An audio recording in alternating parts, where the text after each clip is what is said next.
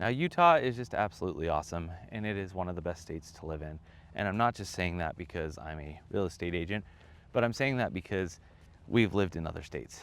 And from our perspective, as a young growing family of 6, we definitely love our environment more for our children here than we did in other states that we've lived in. And for that reason, I think that Utah is number 1 on my list, especially if you're raising a family. Let's talk about the weather. What's it like? Right now it's March, and it should probably be a lot colder than it is, but it's about 80 degrees. Utah has some very unique weather, and last year it was snowing all the way through June. This year we're looking like spring is really starting to pop off, which is nice. Utah's weather is unpredictable. Now, the one thing we can guarantee is every summer it's hot. We're in a desert, and so it is hot, but it's not Arizona hot, and it's not New Mexico hot, and it's definitely, it can definitely get in over 100 degrees, but it's not going to be the type of hot that you'd be used to on the East Coast, where there's a lot of water and it's humid. It is very dry. And so something you may consider coming to Utah is understanding that if you like the moisture, your hair, if you have any, is going to need a little bit more conditioner. Biggest things will be too is that your throat will feel a little scratchy when you first get here because everything is drying out. It's not as wet. But that's Utah's weather, and it makes it special. On the flip side, the lakes get really, really warm in the summertime. So if you're out boating or skiing, it's nice weather. It's fun. And also you can get a really nice tan. Although Utah's nice and offers a lot of things, there are things that absolutely suck about living in Utah, and I'm here to tell you what those things are. There are a lot of things that absolutely just drive me crazy, and I've considered moving out of the state, and I have before. If you're moving here from out of state, you should really consider these things, especially if they bug you like they bug me. So let's get started. Number 1, if you have asthma or trouble breathing in general, Utah's air quality absolutely sucks, especially in the winter. The reason why is because you have the East Mountains over here that kind of act as like a bowl. So Utah, think of it as a bowl. So all the air, the nasty air quality sits down in the valley, which is where the majority of the population lives. Like I said, if you hate it, it's not good. So this inversion is what they call it. All the smoke and exhaust and everything that's produced here in the state sits down in this little bowl that you're in, and it hurts your lungs. It's hard to breathe, and you have an inversion warning occasionally.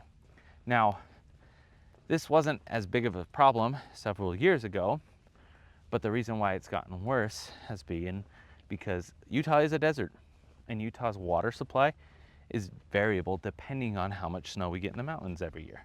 So there are times like this year where there's not a lot of snow or rain coming in to move that air quality and to make things a little bit more bearable for people. And therefore, it makes the air very dry and hard to breathe. Now, with that being said, Utah is a desert, although I'm standing next to a lake, but there are bugs, and there are lots of bugs. And the closer you get to lakes and bodies of water, the more mosquitoes and mayflies and regular flies and crickets, the bugs show up everywhere, especially the box elder bug. They're everywhere, which would require you to really look into a good pest control solution. Let's talk traffic. Traffic is horrendous, and the reason why is because we've had a mass immigration to Utah, and that mass immigration to Utah has left Utah's infrastructure very vulnerable to travel. And so it seems like Utah, for over the last 10 years, has been doing nothing but working on the roads to widen the roads, to plan for more and more population, and the roads are just absolutely tiny. And there's 2-lane traffic, some 1-lane traffic, the freeway's trying to get expanded. There's just a lot of construction, which is driving up the traffic. And so with that, on all these roads being shut down or closed, it really creates a bottleneck in construction. And wherever you look, there will always be road construction in Utah. It doesn't ever seem to go away. And so it makes travel time a lot more difficult, and it feels like you're stuck bumper to bumper, whereas in other areas, the roads are better and it's nice. If you're coming to Utah with a low profile supercar or car in general, you may also want to consider, depending on the roads that you're driving on, the potholes and the damages that it may do to the underside of your car. The next thing up is the lack of housing here in Utah. Housing in Utah is very sparse. Now that may seem crazy, but we're 40,000 homes short in Utah. So what does that do? If you're buying a home in Utah or selling a home in Utah, it makes it very hard to sell your home in Utah and buy another one simultaneously. And the reason why it does that is because you have multiple people looking at this house, and with that, depending on the market and the interest rates and everything else that goes into play, sometimes you have multiple bids on a home and it's like a fight to get through the property. And other times, it's not too bad, but it just is unpredictable. The housing market here in Utah is a challenge, and it doesn't help that the pricing of the homes reflect the fact that we are in a shortage, and we'll be in a shortage for the unforeseeable future. Lastly, I'm just gonna say it here, because no agent's gonna actually share this information with you, but the competitive sports market here in Utah is absolutely bonkers. Now, the reason why it's so crazy is because everyone here thinks that their child's going to be the next Derek Jeter or LeBron James or Kobe Bryant, name your favorite athlete. And so parents invest thousands of dollars just getting on a local rec team, on a baseball team here.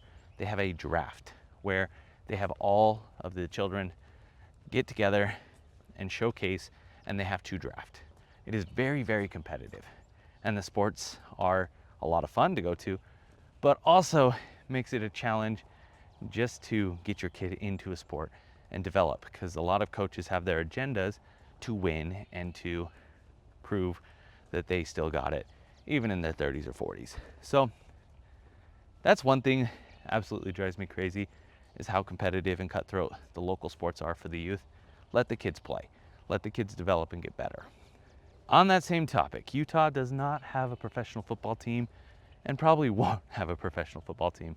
We have the Utah Jazz and we have the Utah Mammoth, but both of those teams are terrible.